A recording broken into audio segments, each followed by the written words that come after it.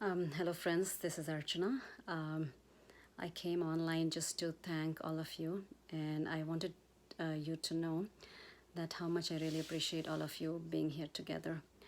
I came online personally just to thank everyone from the core of my heart to go through this tedious process. And I'm saying this tedious because I know it's so tough for beginners, or even if people who have been doing some form of yoga or meditation to start this challenge, even though it just looks like 15 or 20 minutes each day. But I know it's so difficult to develop a habit of just sitting with ourselves within that time because first we live in such an automated mode and we never find time for ourselves, and it's so difficult to get into a routine for ourselves.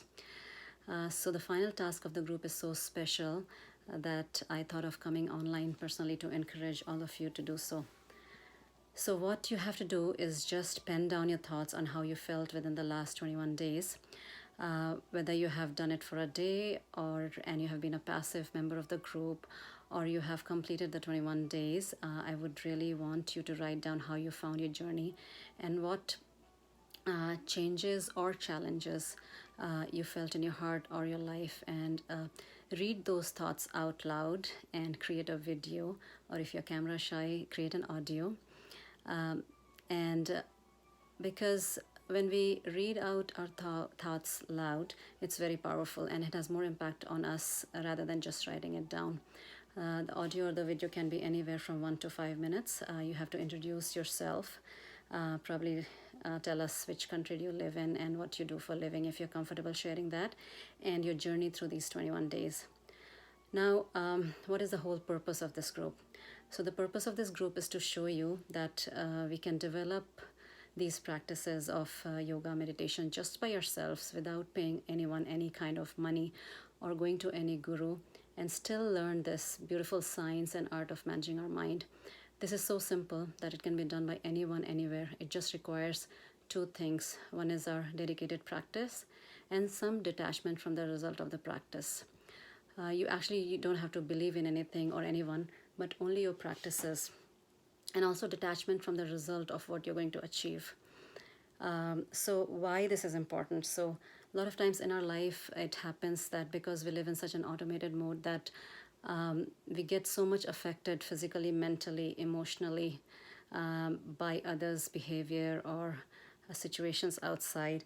And a lot of times in our life there's a turmoil in our life, whether we stand on crossroads as to what to decide, and we don't have that psychological or mental energy to go through the trepidations in our life. So this simple technique can actually make your mind so strong that you don't have to lean on anybody mentally. So basically increases your mental immunity.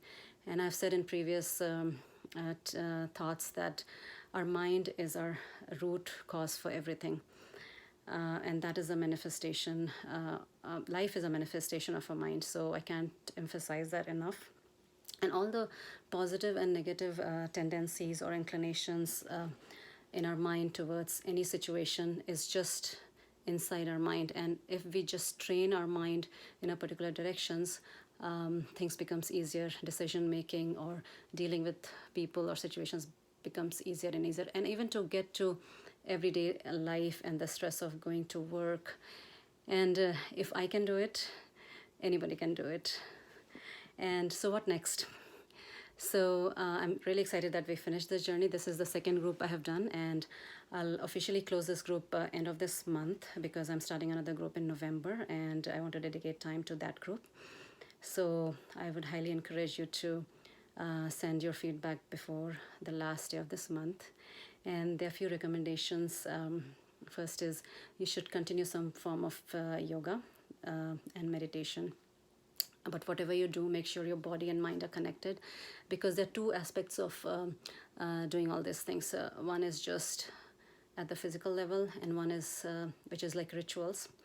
Whatever we do, we all do some practices. And second is at the mental level, where philosophy, you understand the philosophical aspects of it, and you connect it with what you're doing. So, but majority of us in today's age, we just stick to just doing rituals and practices without even understanding that, or without connecting our body and mind and our breath to it. So keep practicing the deep breathing. Even if you don't do anything, just practice some deep breathing techniques, what we taught initially, and do some kind of reading for books of yoga. And there are two very powerful book available which are very, very scientific in nature. One is Patanjali Yoga Sutra. Sutra means formulas. So basically it's a very technical book which outlines the techniques you have to follow step by step. It describes 8 steps by which you do these practices and increase your consciousness, and what happens after you do those practices. So it's basically a technique or a manual for our mind. And the second book I can't emphasize enough is Bhagavad Gita, which is like the highest book of yoga. It is not a religious book. It was portrayed to us and kept hidden from us, I would say, for hundreds of years. When you wrote, it's a book of yoga because it gives you, again, techniques. It's also a very technical book, and it gives you all the techniques how to become the master of your body and your mind. And it is an 18-chapter book, and the meditation is actually described in the 6th chapter.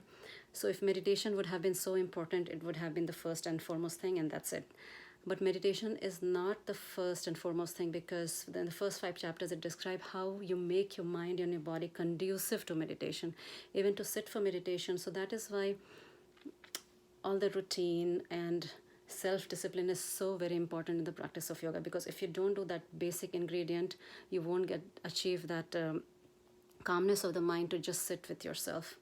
And these books, both of these books are written in Sanskrit originally, and you need to find a good version of it, because it's very, very difficult to understand those verses and grasp the meaning of it. And I have probably read 4 or 5 versions of Gita and probably watched over 20 discourses just to tailor down like a good resource which really fits into our scientific mind or scientific nature, because our mind these days is guided by the types of study we did in our school, which is very analyzing, analytical, and rationalizing. We are very rational thinkers, so we want answer to everything, we want proof of everything. So yoga is like a science, and all these techniques are scientific methods. So more you practice, more evidence you get by yourself. So it's like a self-experiment. You can't just rely on somebody else doing it. You have to do it yourself to get the results, and do it in a proper way. So these books help you actually get that knowledge, assimilate it, and then do those practices. And anybody who wants to advance their practices, that they can connect with me, and I can share the links which I found was really useful and fits today's temperament and our understanding, and also fits within the day-to-day life of today's generation. So thank you very much, and I would really encourage you to give your feedbacks as soon as possible. And thank you for being with me in this journey. Namaste.